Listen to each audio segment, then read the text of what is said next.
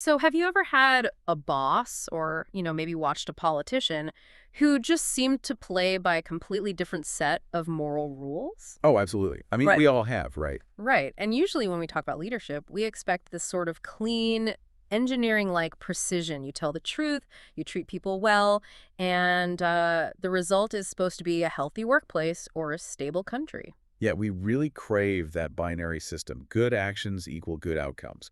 We want the mechanics of leadership to just be visible and neatly categorized into right and wrong. But then you step into the real world of power dynamics, and that moral compass just starts spinning wildly. You find yourself in this landscape that is incredibly murky. It is. It's totally opaque sometimes. Exactly. So today we are exploring the ultimate playbook for navigating that exact murkiness. We are doing a deep dive into a massive stack of historical texts, translations, and modern political analyses to unpack one of the most infamous books in human history. We're talking about Niccolò Machiavelli's The Prince. Yes, the prince. And, for centuries, just the word Machiavellian has functioned as this cultural shorthand for, like, evil, manipulative, and ruthless behavior. It's basically a cartoon villain trope at this point. Totally. It just means the bad guy in the movie. But the mission of this deep dive is to look past that modern adjective. We're going to discover the actual, incredibly pragmatic and often completely misunderstood philosophy of the man himself. Which is so much more fascinating than the cartoon version. I mean, we're exploring why he wrote it, what he actually meant by power, and how his ideas shaped everything from modern authoritarianism to the United States Constitution. Yeah, that last part always surprises people. It really does. But before we can even begin to judge the ruthless advice in The Prince, we have to understand the desperate, chaotic world that forced Machiavelli to put pen to paper. Because context is really the only way to decode this book. You have to picture 16th century Italy. It is not a unified country with a central government. It's this fragile, chaotic collection of independent city-states. Florence, Venice, Milan, the Papal States, Naples. And they are just locked in this endless cycle of shifting alliances, constantly at each other's throats. Exactly.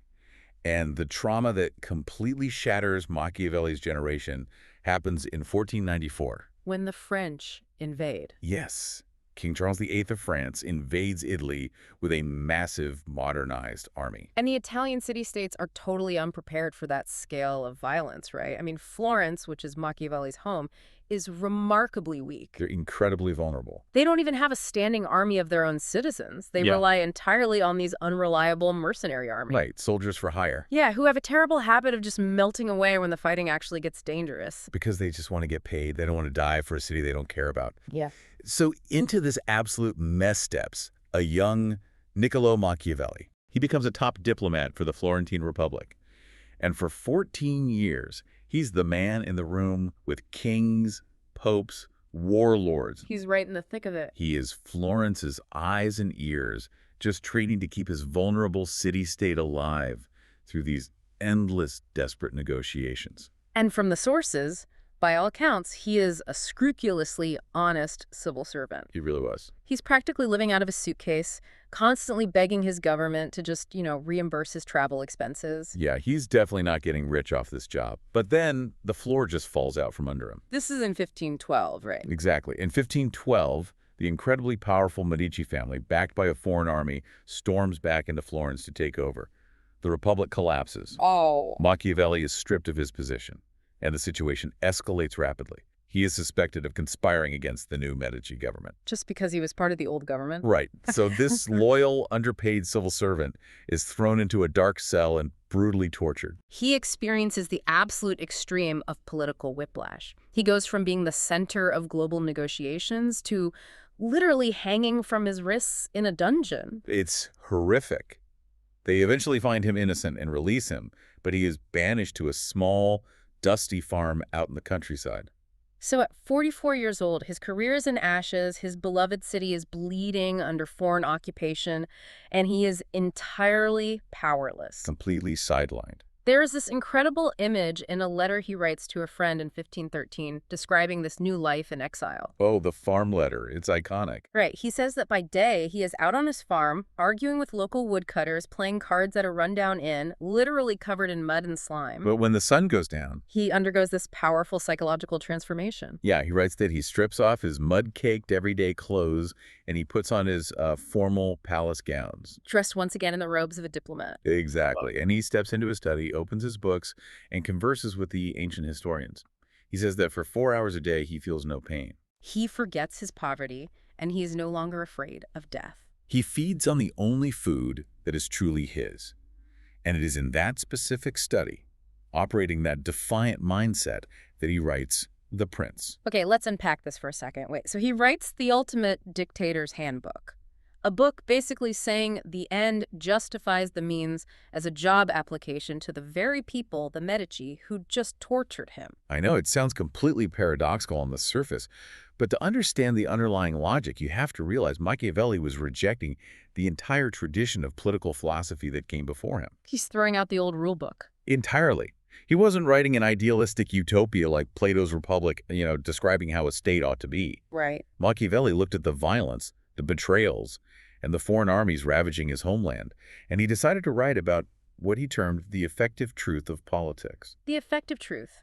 Not the world we wish we lived in, but the brutal mechanics of the world as it actually operates. Exactly. He firmly believed that traditional Christian virtues, humility, charity, turning the other cheek, they were beautiful concepts in private life. But terrible for politics. Right. For a head of state, those same virtues were suicidal. If a leader insists on being universally good in a world heavily populated by people who are not good, that leader will be destroyed. Their state will fall into ruin and their people will suffer. And Machiavelli saw Italy bleeding out. He genuinely believed that a strong, ruthlessly effective leader was the only mechanism left to expel the foreign invaders and restore order. So mere survival became the ultimate moral imperative. Anything else was just a luxury Florence couldn't afford. That's it, exactly. Because his goal was sheer survival in an active war zone, he had to completely redefine the definition of a good leader. And I think this requires us to look at his two most crucial and frankly most heavily mistranslated concepts. Fortuna and virtù. Yes. Let's start with Fortuna. So these concepts are the twin engines driving his entire philosophy. Fortuna is generally translated as fortune or luck. But Machiavelli didn't view Fortuna as some benign goddess handing out lottery winnings. Right. It's not good luck. No, he saw it as a rigid, destructive force of sheer chaos. He famously compares Fortuna to a violent, flooding river that obliterates trees and levels buildings. Just total devastation. Yeah, and he says when the river is quiet, men must build dams and dikes so that when the flood inevitably arrives, the water is channeled and the destruction is minimized. And as a product of his time, he uses a pretty jarring, frankly misogynistic metaphor to drive this point home. We do have to look at the text impartially to understand his historical worldview regarding power.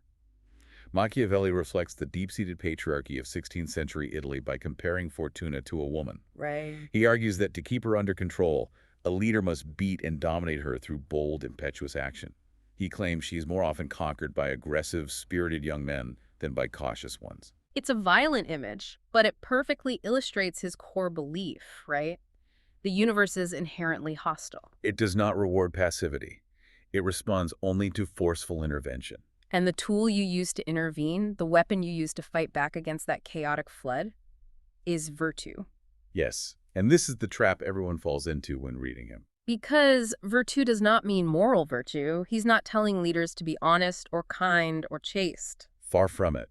For Machiavelli, virtue is raw capability. It is strategic skill, energetic willpower, intense flexibility, and above all, the willingness to be absolutely ruthless when the situation demands it. It's the ability to read the terrain and adapt your tactics to the chaos of Fortuna. Right. A leader possessing virtue doesn't sit around hoping for good luck. They manufacture their own outcomes through calculated action. And to see this theoretical concept in flesh and blood, we have to look at Machiavelli's ultimate case study, right? Cesare Borgia. Oh yeah, Borgia is a perfect example. Machiavelli actually spent time with Borgia during his diplomatic missions. So he saw him in action. He did.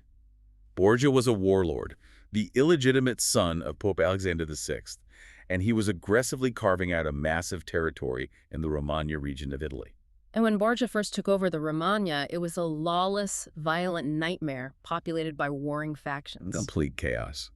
Borgia knew he needed to establish order, but he also understood that the necessary crackdown would be brutal and make him deeply hated by the locals. So he outsources the cruelty. Yes. He appoints a minister, a man named Ramiro de Orco, who has a reputation for being terrifyingly efficient and completely merciless. Borgia essentially hands him absolute power and tells him to pacify the region. And de Orco does exactly that, utilizing mass arrests, swift executions, and absolute terror to force the warring factions into submission. And here is where Borgia demonstrates what Machiavelli considered pure virtue. Right, because the region is finally peaceful, but Borgia knows the population is deeply traumatized. And that hatred is quietly brewing against his government because of de Orco's extreme methods. So Borgia decides it is time to permanently distance himself from the very violence he orchestrated. Right.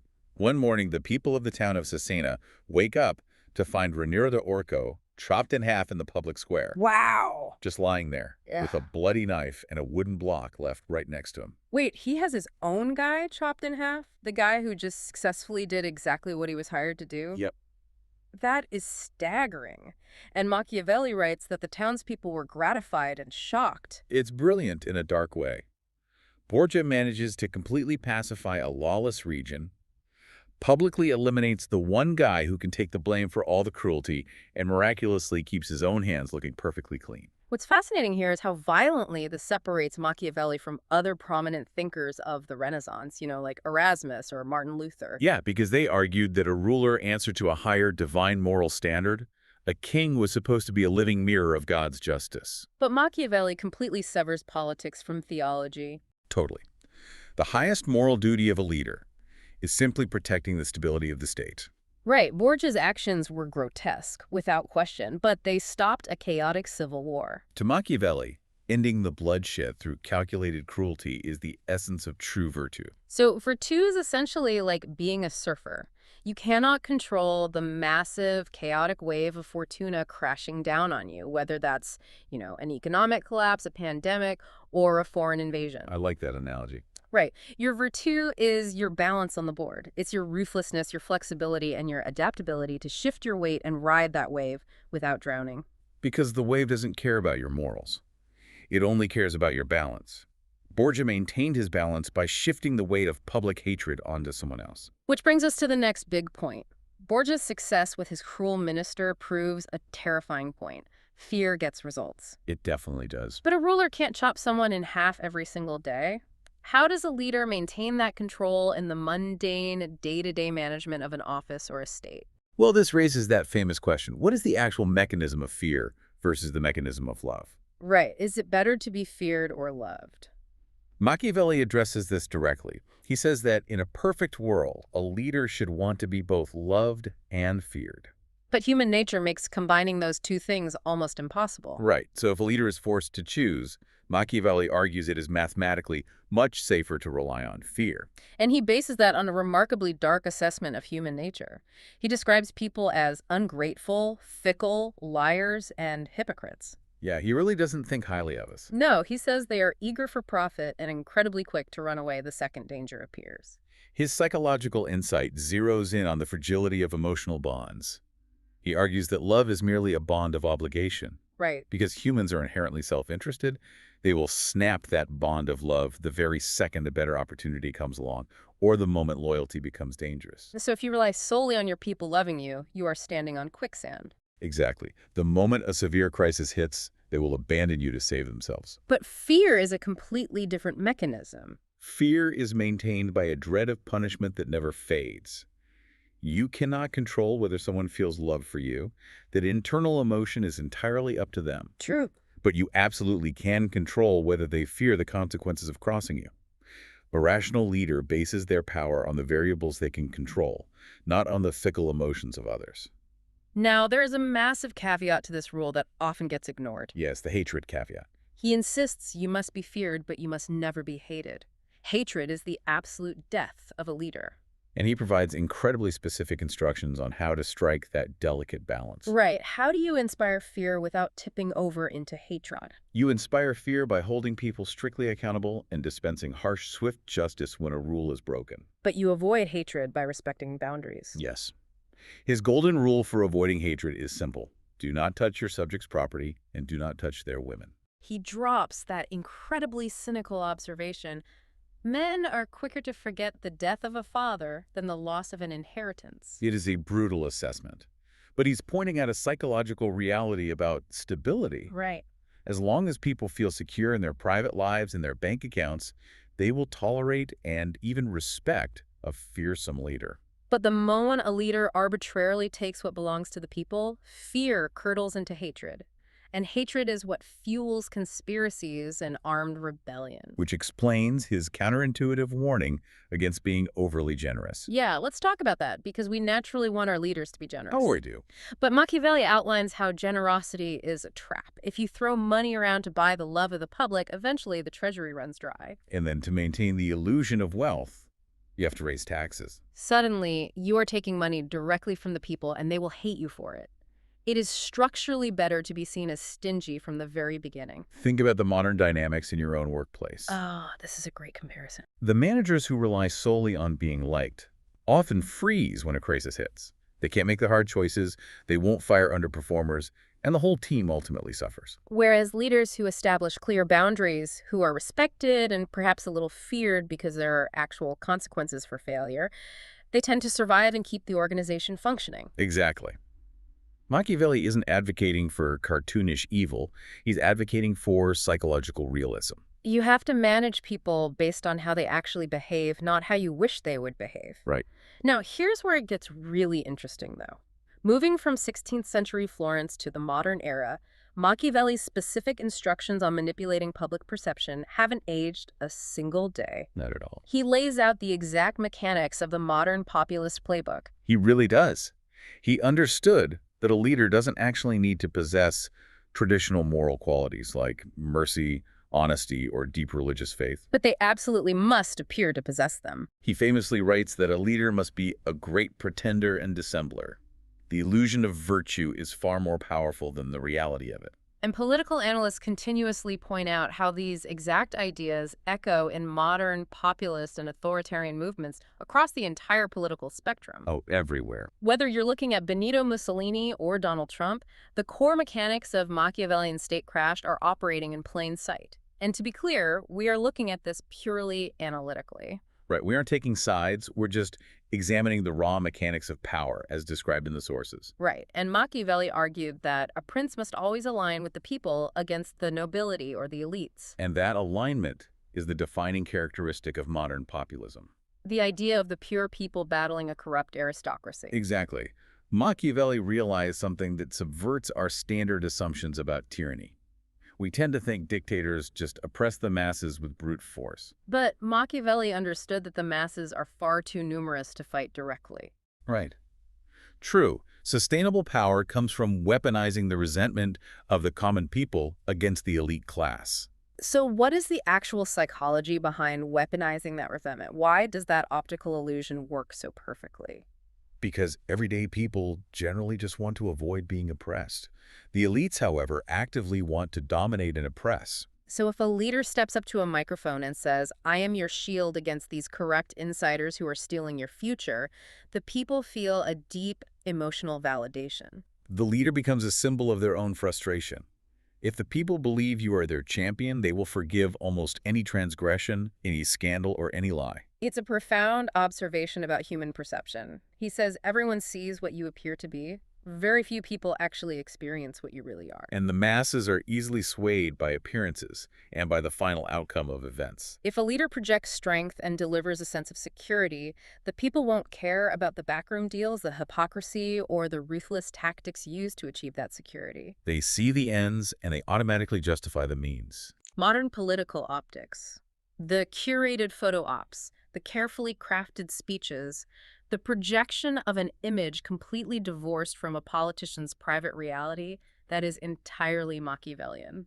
The leader who masters the art of appearing virtuous while acting ruthlessly is the one who survives the longest. Which is a harsh reality, but it brings us to a massive plot twist in Machiavelli's legacy. Oh, this is my favorite part. It's incredibly easy to see his fingerprints on dictators and authoritarians, but his darkest assumptions about human nature actually built the foundation of modern democracy. Yeah, this is the side of Machiavelli that rarely makes it into pop culture. Right. Alongside The Prince, which functions as a crisis manual for a single ruler, he wrote a much longer, deeply philosophical work called Discourses on Livy.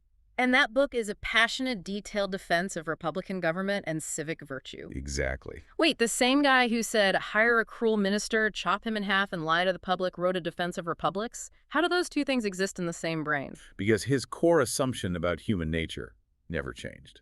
Which is that human beings are inherently self-interested, ambitious, and Yeah. deeply flawed. Right. In a monarchy or a dictatorship, you are relying on the impossible hope that the single ruler just happens to be a good, uncorrupted person. Which is a terrible bet. A terrible bet. Right. But in a republic, Machiavelli argued, you don't need leaders to be good. You take that undeniable human selfishness and you design a structural system that forces competing interests to check and balance each other. You pit ambition against ambition. Yes. So what does this all mean? Ambition must be made to counteract ambition. That's James Madison. Exactly. That's straight out of the Federalist Papers, laying out the architectural design of the United States Constitution. The American founding fathers deeply studied Machiavelli. They read the discourses, they understood his pragmatic realism. They recognized that mere idealism, hoping that elected officials would simply do the right thing, was entirely insufficient to build a lasting country. You have to anticipate human flaws.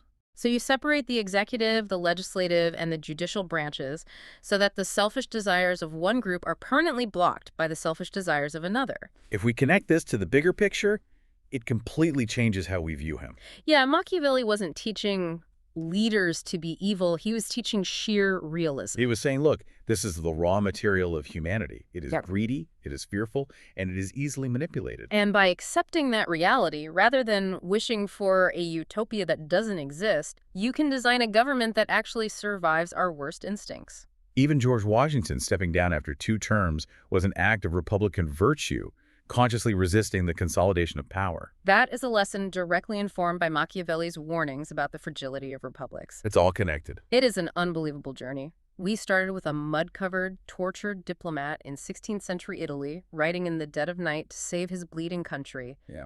We unpacked how he redefined virtue into virtue, the pure ruthlessness and flexibility required to ride the chaotic wave of fortuna. We explored the psychological mechanics of why he believed it was safer to be feared than loved. Right, and how mastering the art of appearances is the true key to modern power.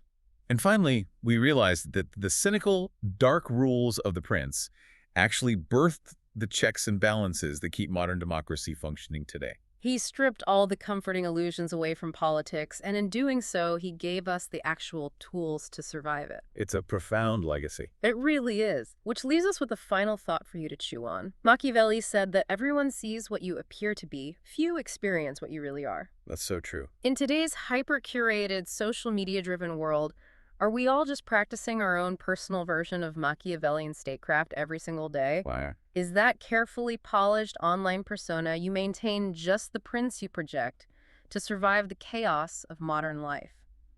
Think about the mask you wear tomorrow and ask yourself, who is really in control of the state? Thanks for joining us on this deep dive into the prince. See you next time.